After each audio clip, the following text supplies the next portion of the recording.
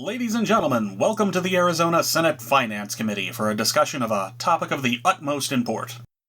To wit, should the state of Arizona, in its role as caretaker for the retirement funds of public servants like police, firefighters, teachers, should the state of Arizona invest that money that has been placed into their care in MILF coin? Oh, I can hear the upset typings of crypto backers. So before you comment, let me say, I'm going to do you a favor. Doubt me if you will, but I'm actually going to do something nice for you. You see, I don't think the news ecosystem in the crypto space is particularly useful when it comes to news. So I'm going to show crypto enthusiasts that they should be skeptical about anything reported by these outlets, as I don't think they have their best interests at heart. But we'll talk about that when it gets here. For now, let's talk about the efforts of Republicans to invest the public pension funds in crypto. SB 1025 from Senator Wendy Rogers. Let's public monies be invested in crypto. She's the sponsor, so let's hear her whole spiel on the bill to invest public money in crypto. Since 2018, the value of the dollar held by the state has declined by roughly 25%. Well, right off the bat, that feels a little bad faith. You can see when she says the value of the dollar held by the state has declined by 25%, it kind of leads to some incorrect assumptions. Like that the state of Arizona has invested money in dollars, and that investment has led to a loss of 25%. Which isn't correct. The state of Arizona does not hoard dollar bills in the hopes that their value will go up. That would be silly. The state of the dollar is in constant decline in value. That's what inflation is, and has been since the creation of the modern banking system. When Rogers refers to money held by the state in this case, she is in fact literally saying money held by the state, i.e. assets that are liquid because they will be needed to be expended in a very short amount of time. Which I don't think is an honest way to talk about this issue. The bill she is pushing is about investments. What she is talking about here is just money on hand. It's dishonest to conflate the two. But let's start from the top again with Wendy Rogers. Since 2018, the value of the dollar held by the state has declined by roughly 25%. And the Inflation Protection Act allows for a diverse set of investment tools for state fiduciaries to counter inflation's effects and bolster the state's financial security. So this legislation empowers state treasurers and pension funds to diversify investments by incorporating assets that preserve purchasing power, such as Bitcoin. I'm sorry, Senator Rogers, did you say you wanted to invest in diverse assets? I had no idea I was dealing with a social justice warrior. But on a more serious point, are you actually pointing to the Inflation Reduction Act of 2022 as the justification for your bill? Every single congressional Republican voted against it. All of them. And now Rogers, an arch-conservative, is out here using it as a justification for buying Trump coin. And while I don't expect her to bring that fact up, I'm not going to let it go by without pointing it out. Anyway, moving on. So this legislation empowers state treasurers and pension funds to diversify investments by incorporating assets that preserve purchasing power, such as Bitcoin, which is a proven hedge against inflation and default risk. Okay, I don't know what to tell people who think Bitcoin is an inflation hedge, but for anybody out there with questions, it's not. Crypto does not protect against inflation, and Charlie Brown does not have hose. Using the Consumer Price Index to measure inflation, 2022 was the worst year on record since 1982. Inflation was 6.2% in 2022, so it was a bad year for inflation. If any crypto asset wanted to show its worth, 2022 was the year to do it. So let's look at how three big cryptocurrencies performed in 2022. Taking data from Yahoo Finance, let's compare their value at the beginning of 2022 to the end of 2022. I mean, their retention of value in the face of inflation would be a good way to tell, right?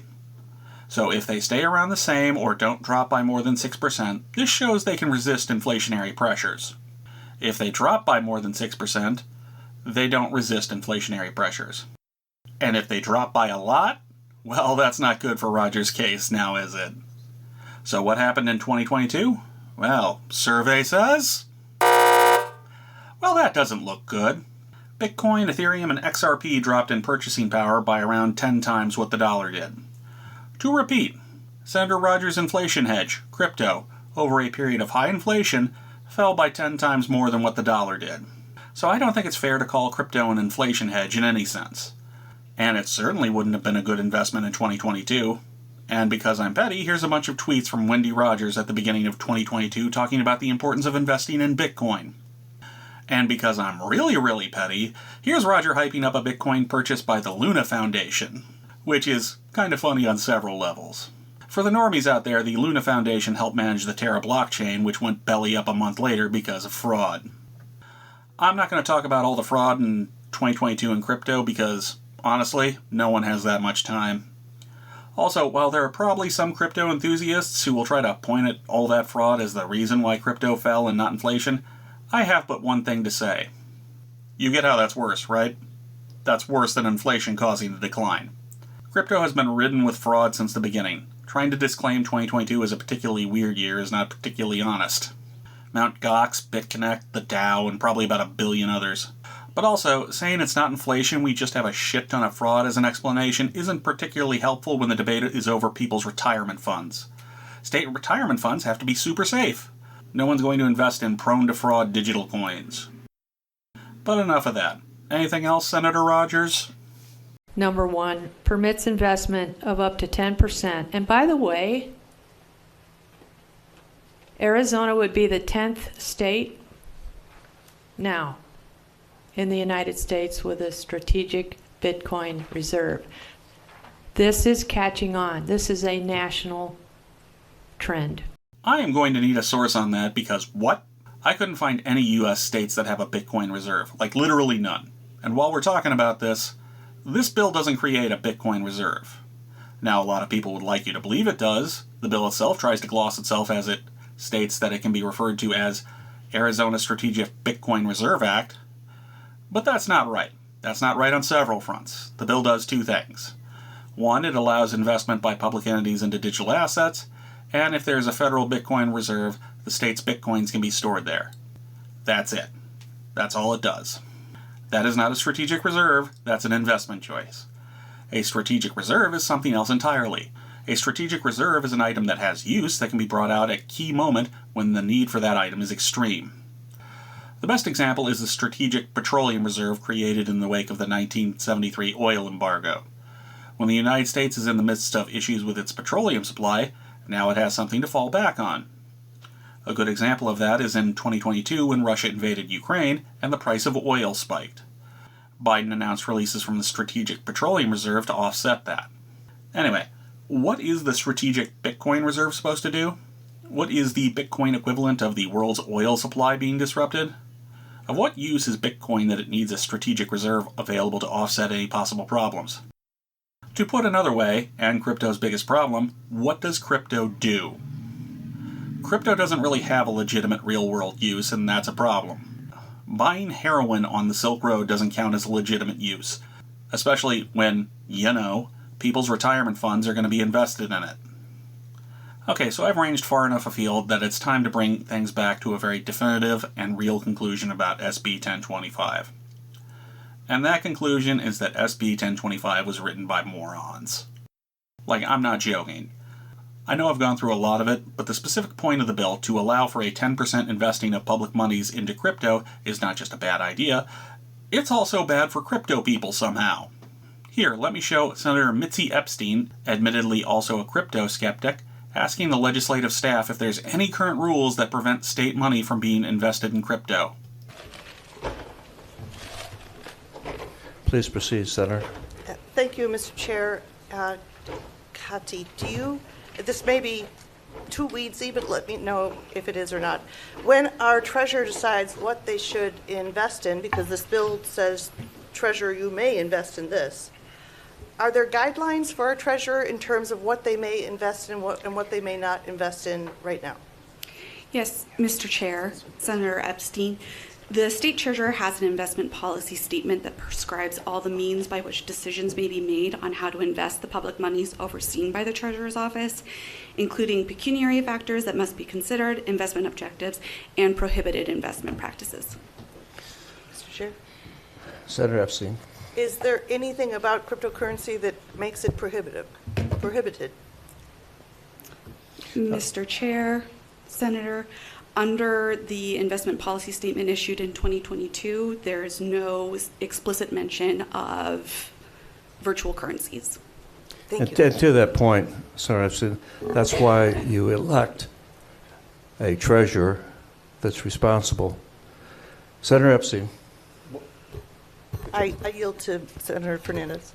Well, but to your point, Mr. Leach, isn't that what we do currently?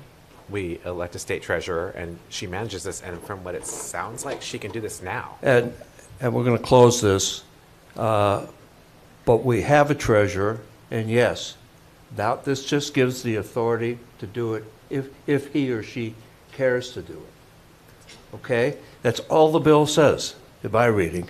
And if I'm wrong, somebody correct me. That's all it says. It's permissive. Great save, big guy. You really sold that this was a necessary bill. For everyone else who couldn't follow that, SB 1025 doesn't establish that the state can invest up to 10% in crypto. It actually restricts the state to 10% because the current number is 100%. Because the bare minimum of research would have revealed that all these investment funds can already invest in crypto. They just don't. So the bill not only becomes moot, it actually works against crypto because it establishes a limit that wasn't there before.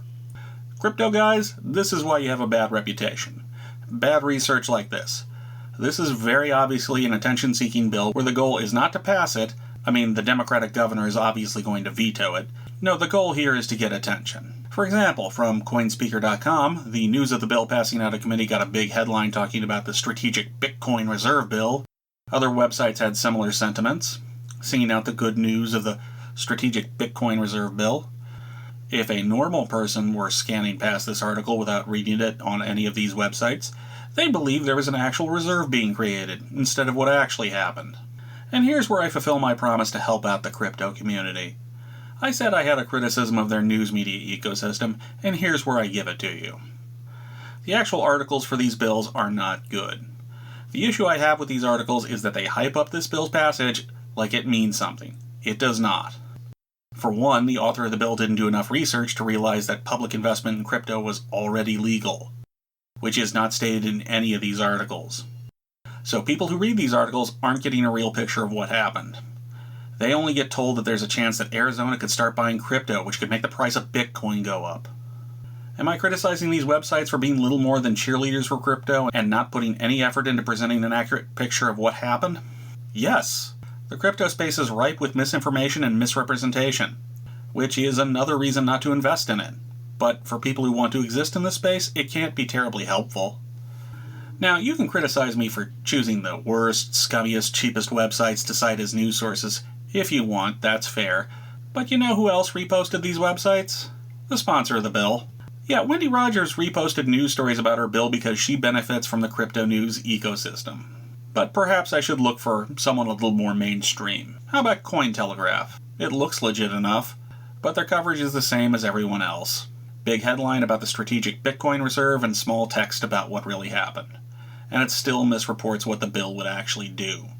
Which is where this minor lesson on crypto media ends up. It's not reliable and lends more towards hype than education. So don't read it.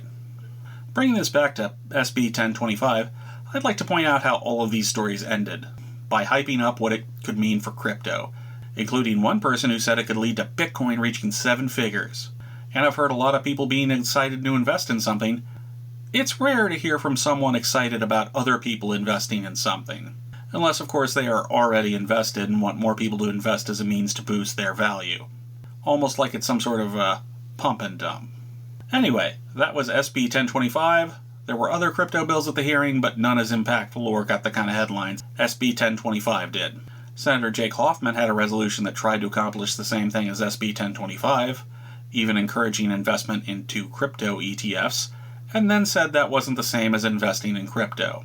And so this is something where, now remember, an ETF is not Bitcoin itself, okay?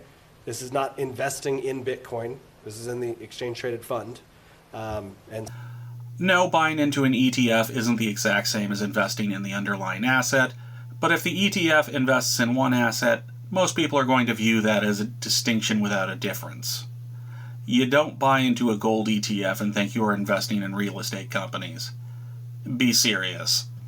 Anyway, Hoffman's resolution is a resolution and it has no actual weight of law. So I'm going to do what most people should do with it and SB 1025, which is ignore it. I'm History Sock, and I'll see you at the next committee hearing.